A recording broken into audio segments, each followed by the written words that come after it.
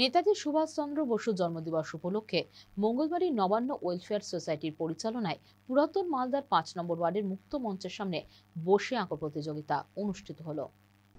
নেতাজি সুভাষচন্দ্র বসুর প্রতিকৃতিতে পুষ্প অর্পণ করে শিশুদের নিয়ে বসে আঁকো প্রতিযোগিতার আয়োজন করা হয়। বসে আঁকো প্রতিযোগিতায় শতাধিক প্রতিযোগী অংশ নেয়।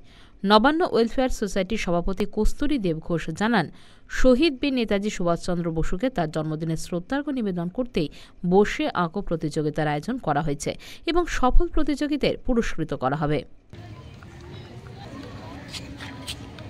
আমরা নবান্ন ওয়েলফেয়ার সোসাইটির পক্ষ থেকে বিগত কয়েক বছরের ন্যায় এবছর দেশনায়ক নেতাজির প্রতি শ্রদ্ধার্ঘ্য নিবেদন করলাম অঙ্কন প্রতিযোগিতা আয়োজনের মাধ্যমে। প্রতি বছরই আমরা অঙ্কন প্রতিযোগিতার আয়োজন করে থাকি।